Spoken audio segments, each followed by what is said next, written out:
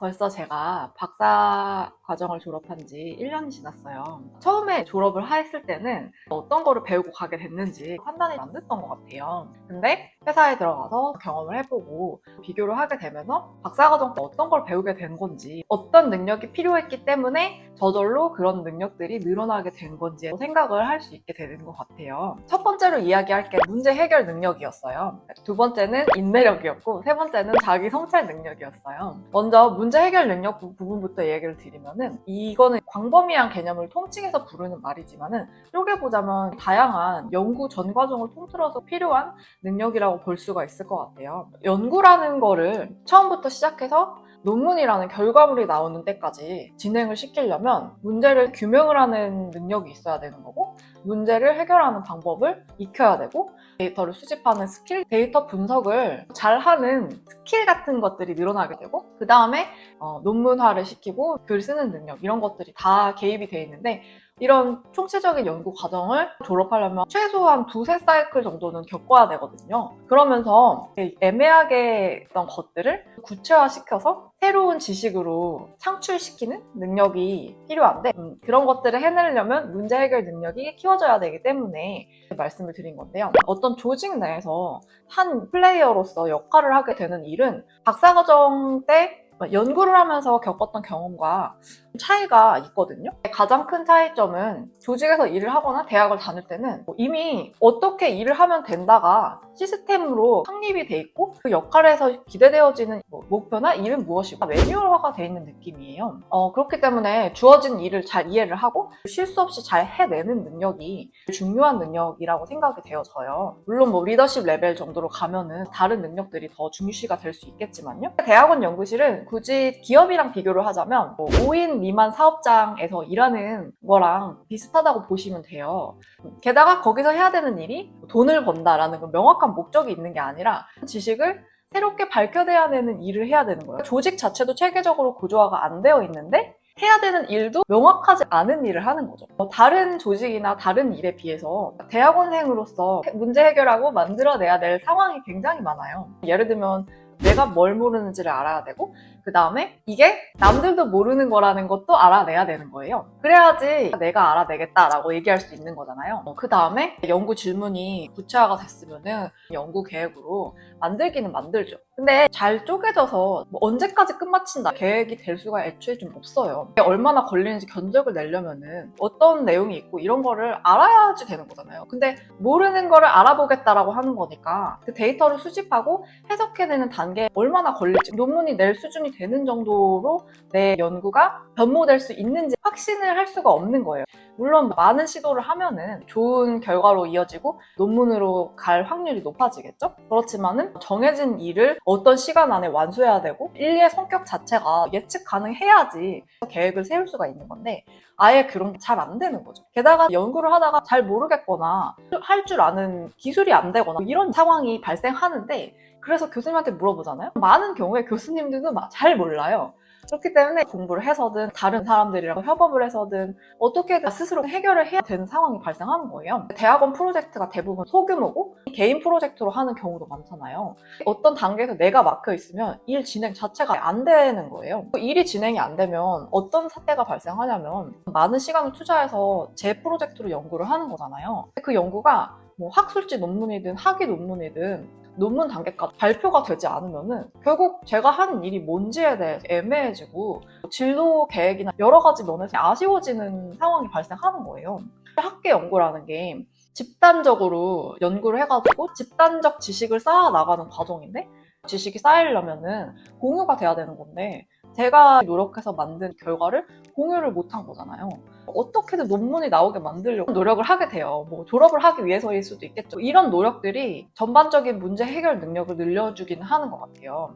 왜냐면 회사 같은 경우에는 역할이 쪼개져 있고 스스로 공부를 하지 않아도 해줄 사람이 이미 있어가지고 그 사람의 도움을 받으면 되고, 근데 대학원에서는 해줄 사람이 없는 거예요. 그러니까 자생해가지고 능력들을 키울 수밖에 없는 환경에 노출이 되는 면이 있어요. 아무것도 없거나 전수된 지식만 존재하던 이런 무에서 결과물까지 가기 위해서 기약 없는 개고생을 하게 되는 경우가 많아요. 이런 과정에서 논문을 이해하는 이해력도 늘어나고 집중력도 늘어나게 되고, 그리고 대부분 지식들이 한글화 되지 않은 경우가 많아요. 그러니까 영어와 독해 능력이 자연스럽게 늘어날 수밖에 없죠.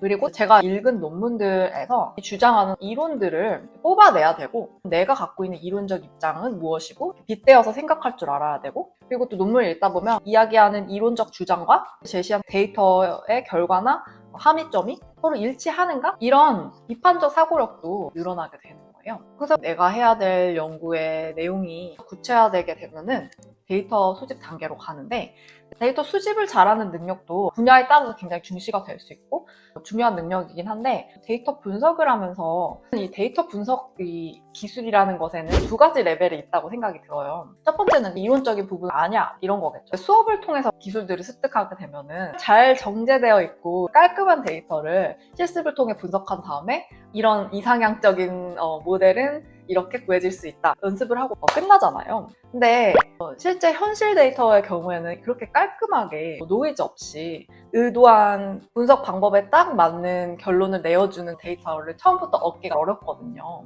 그래서 어떤 단어로 표현해야 될지 모르겠는데 약간 손기술이라고 표현해야 되나요? 그런 스킬들이 되게 늘어나는 느낌이었는데, 어떤 날것의 데이터를 합리적인 방법으로 더 잘 예쁘게 명확하게 다듬는 그런 능력이 박사과정 하면서 쌓이고 또 중요해져요. 경험이든 문헌을 통해서든 마련한 기준들에 의거를 해가지고 데이터를 좀 더 명확하게 만들어야 되는 능력들이 필요해지고 늘어나요. 화석을 발굴하는 과정에 비유를 해볼 수가 있을 것 같아요. 새로운 화석을 발굴해야 되는 일을 해야 되는 상황인 거죠. 그랬을 때 화석이라는 것이 연구가 안 되었을 시절에는 바로 눈에 띄는 맘모스나 뭐 공룡 화석 이런 거는 뼈부터 엄청 크잖아요. 그러니까 막 쉽게 알아낼 수 있었고 막 섬세한 기술로 규명하고 이러지 않아도 됐을 거예요. 이미 지금 21세기잖아요. 이미 거의 모든 학문 분야에서는 옛날 사람들이 이런 맘모스 공룡 레벨은 다 밝혀낸 거예요. 눈에 확 띄는 패턴이나 현상 이런 거는 이미 규명이 되고 이론화가 된 거야.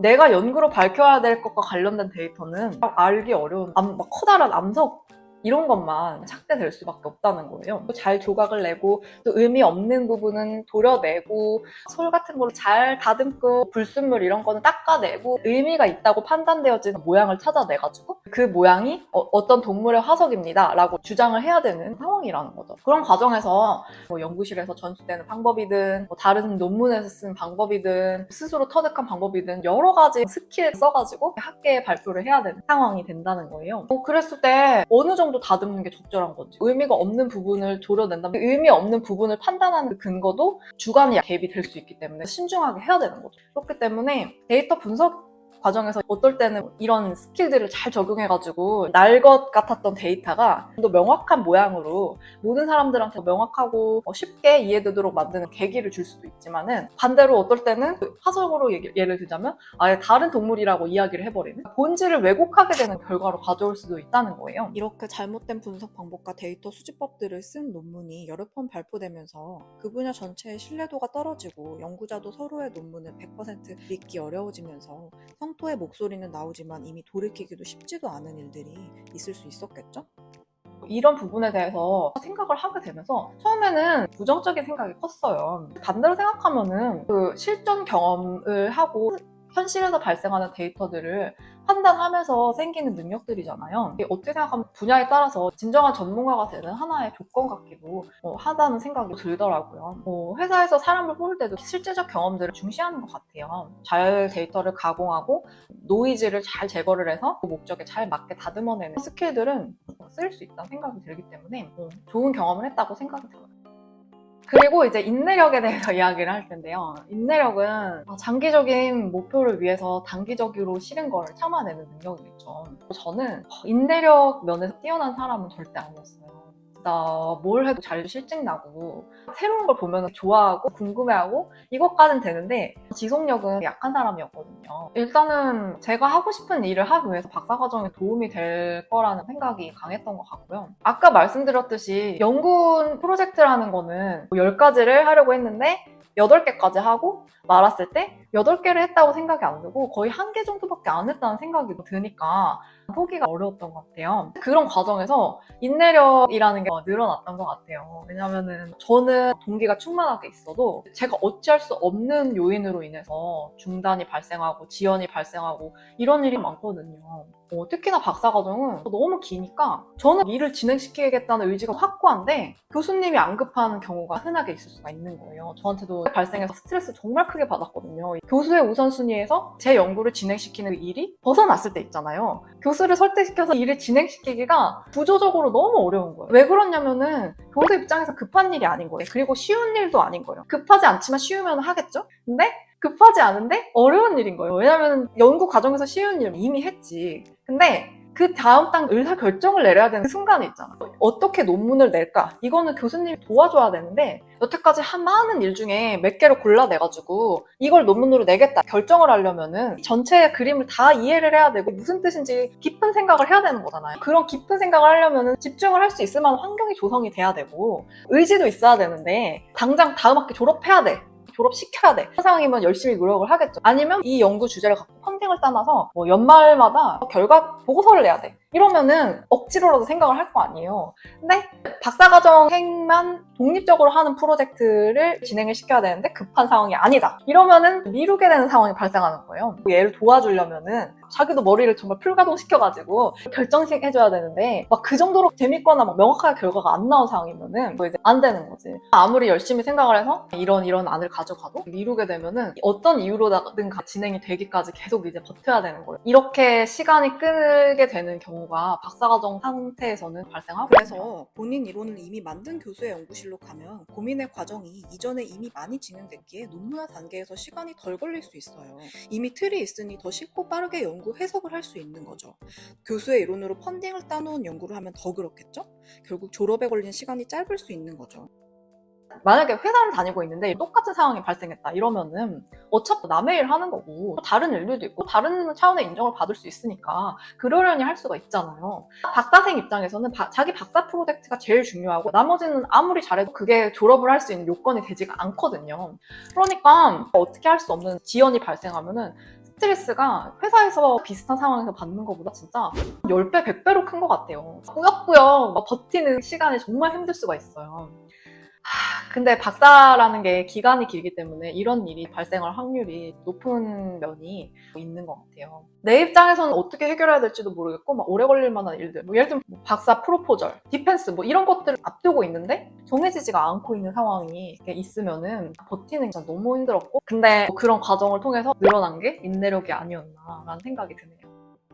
마지막으로 말씀드릴 건 자기 성찰 능력인데요. 자기 성찰 능력의 뜻은 자기 상태를 인식하고 지각을 하고 감정, 인지, 행동에 좋은 균형을 유지하기 위해서 적절하게 대처할 줄 아는 능력이라고 생각이 들어요. 박사를 하다 보면은 자기를 돌보게 되지 않기가 쉬운 것 같아요. 주 5일 40시간 일하라는 규칙 같은 것도 없고 모든 일이 이렇게 자율적으로 돌아간단 말이에요. 스스로를 너무 몰아붙이게 되는 시기가 있을 수가 있어요. 그런 시기가 근데 오래되면 번아웃이 오는 거예요. 그러면서 또 아무것도 못하겠고 그러면서 번업의 시기랑 번아웃의 시기랑 막 왔다 갔다 하면서 심신이 피폐해져가고 이런 경우들 저도 겪었었고 주변에서도 정말 많이 봤거든요. 사실 이 산업화 사회에서 주 5일 40시간 일하라는 것에 근거가 있을 거 아니에요. 그런 것들을 이제 부정하면서 내 프로젝트를 위해서 달려가야 되는 거니까 막 인풋을 쏟아붓게 되는 거죠. 여태까지 살면서는 이만큼 노력을 하면 이만큼 결과가 오는 과정을 경험했다가 이게 안 되는 거야. 그러면은 그냥 더 많이 노력을 하는 쪽으로 에너지 방향이 간단 말이죠. 몸과 마음이 너덜너덜해지고 이런 상황 정말 많이 있는 것 같아요. 조직에 만약에 들어가 있으면은 몇 년 뒤에는 내가 이렇게 되겠구나. 잘하려면 뭘 하면 되겠구나. 이런 게 아무튼 있단 말이에요. 박사 과정을 다니면서는 어떻게 될지 잘 모르겠으니까 미래에 대해서는 불안해지고 삶이 총체적으로 통제가 안 된다는 느낌이 많이 드는 거죠. 그리고 대학원 다니면서는 취직을 했거나 돈을 벌고 있거나 세속적인 기준에서 잘 살고 있다는 지표를 얻기가 어렵잖아요. 또 학교라는 게 칭찬보다는 비판을 많이 하잖아요. 제가 연구한 것들 발표한다고 해도 잘했어 이렇게 반응하기보다는 허점을 막 비판하고 이런 피드백만 받고 그럼 자꾸 내 연구 결과가 이런 비판을 받진 않을 의심하게 되면서 그런 부정적 에너지의 순환만 계속 되게 되는 거예요. 안 그래도 우울한데 긍정적이고 행복하게 만드는 일들이 일을 통해서 잘 안 생기는 거예요. 물론 연구 과정 자체가 재밌거나 이럴 때 오는 내적 보상 같은 게 있겠지만은 그 내적 보상의 퍼센티지에 비해서 부정적인 일을 겪는 포션이 훨씬 크단 말이에요. 자동적으로 우울해지기 쉬운 것 같아요. 자연스럽게 학위 과정이 만드는 면이 있기 때문에 의식적으로 저를 지지해 줄 수 있고 제가 잘하고 있는 면을 구체화해 줄 수 있는 가까운 사람을 통해서든 아니면 상담사를 통해서든 체계를 마련을 해놓고 주기적으로 예를 들면 뭐 점점 성장하고 있다거나 답답해하고 있었던 문제가 해결될 실마리를 찾았다거나 좋은 일들도 일어나는데 그게 상대적으로 조명되기가 어려우니까 그거를 잘 구체화해주고 아 너 정말 잘하고 있어 너 스스로를 칭찬할 만해 이런 기회를 정기적으로 가져줘야지 멘탈이 유지가 될 수 있겠다는 생각이 들더라고요. 이 정도로 고민할 필요 자체가 없는 상황과 환경이 있을 수 있잖아요. 박사 과정을 다니면서는 이런 거를 심각하게 고민을 해야만 하는 상황이 될 수가 있어요. 본의 아니게 자기 성찰 능력이 늘어나게 되는 거죠. 또 나의 그 정신 건강, 신체 건강을 유지하기 위해서 시간을 따로 가지면서 노력해야 된다는 필요도 정말 느껴졌고 실제로 많이 했던 것 같아요. 정신건강의학과의 도움도 받고 개인 상담 같은 것도 의도적으로 더 했어야 됐던 것 같아요.